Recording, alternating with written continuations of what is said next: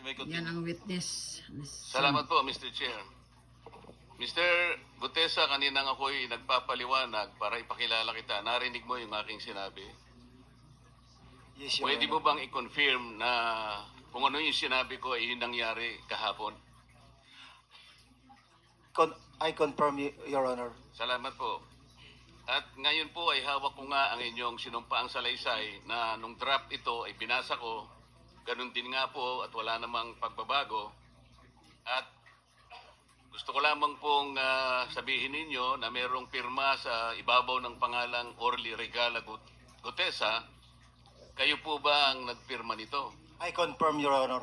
At gaya po ng sinabi nyo sa akin kahapon, voluntaryo ninyong ginawa ito at wala namang namilit sa inyo. At katotohanan yan, ako nga po ay ininyayahan nyo para makita ko yung inyong salaysay. Yes, Your Honor. Ito po ipinanotaryo ninyo, nakikita ko rin po. Totoo po ba itong notaryong ito? Totoo po, Your Honor. Okay. Ngayon, kayo na po ang magbasa para sa ganun ay marinig po ng buong kapulungan. Pwede po niyong basahin ang inyong salaysay. Maraming salamat, Your Honor. Mr. Chair, can he proceed? Sure may proceed. indeed.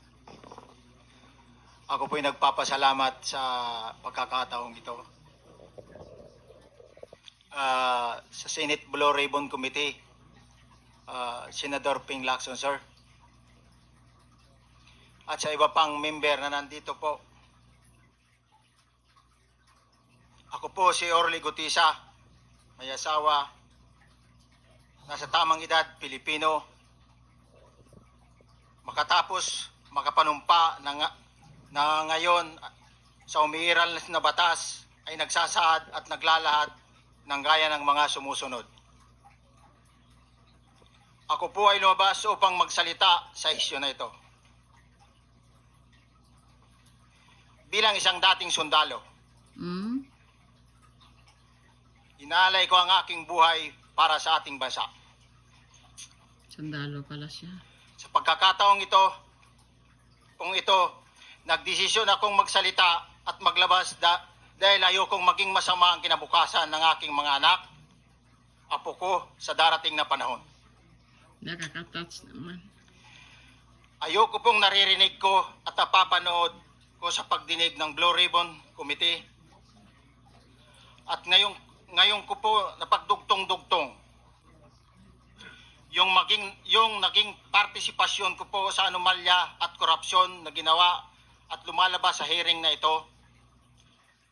Yung palang pera na binubuhat namin at dinideliver mula sa masamang gawain na nagdulot ng baha na ikinamatay ng tao at imbis na gamitin ang pera sa edukasyon, medikal at programa na mapunta lamang pala sa bulsa ng mga politiko. Mabigat po sa akin magsalita dahil may pamilya ko. 4 ang anak ko, nag-aaral pa. May asawa ako at nangangalaga sa aking mga anak at marami akong kasama sa operasyon na may kinalaman sa ibabahagi ko sa inyo. Jesus. Nagtatrabaho lang po kami ng mga kasama kong sundalo sa Philippine Marines. Huwag sana isipin ng aking mga kasama na nagtatraidor ako. Ako sa aming trabaho at pinagsamahan dahil pare-parehas kaming may pamilya at gusto lang naman naming Orly ayusin ang kinabukasan ng bawat isa. Wala akong iniisip na kapahamakan para sa kanila, bagkus ang gusto ko lang maiayos ang kinabukasan ng bayan at lahat kami. Noong December 5, 2004, 2004. na-hire ako bilang security consultant sa Ako Bicol Party List or AKB kay Congressman Saldico. 2004. At nasimula ng duty ko kay Congressman Saldico. Bawat umaga, nagre-report ako sa BGC sa Horizon, sa Bonifacio Global City, kung saan nakatira si Kong Saldico. Tuwing may duty at detailed ako sa basura, it means itong basura Tira. ito yung box ng pera na pinag-uusapan natin sa kasalukuyan. Mr. Gutesa, mag-stick ka lang sa binabasa mo. Huwag ka nang nag-a-adlib. Kung ano yung nandito, basahin mo lang. Yes, Your Honor. Tuwing may duty detail ako sa basura, pumupunta kami sa 28 Ladybug Corner, Dragonfly, Valle Verde 6, Pasig City. Tagabuhat lang ako ng malita ng basura. Ang ibig sabihin ng basura ay malita na may lamang pera. Ah, grabe. Ang bawat malita ay may lamang humigit kumulang 48 million pesos.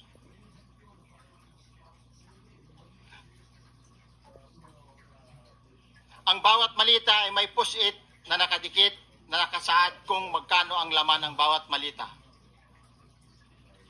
Tuwing may duty detail sa basura, may pumupunta na tao na magde-deliver ng basura at nire-receive ni John Paul Estrada at Mark Tiksay.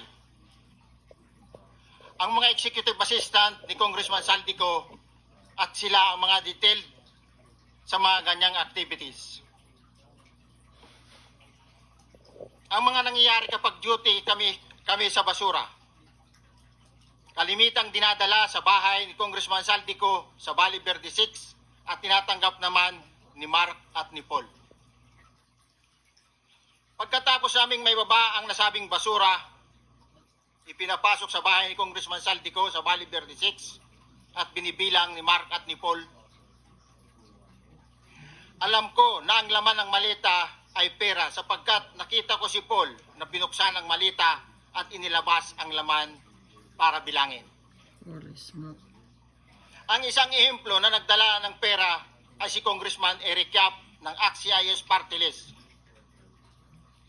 46 na malita ang dala niya sa bahay ni Congressman Saldico sa Valle Verde 6. Daming pera. Pagkatapos mabilang, isinakay namin sa mga sakyang patungo sa Horizon Residence sa Taguig. At dumiretso kami sa basement upang may baba ang nasabing basura. Grabing pera. Bago ibaba ang nasabing basura, ito, Merong napuputol sa binabasa mo eh.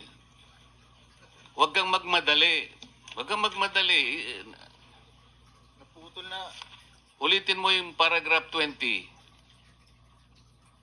wala na ako, hindi ko makita na putol na siya.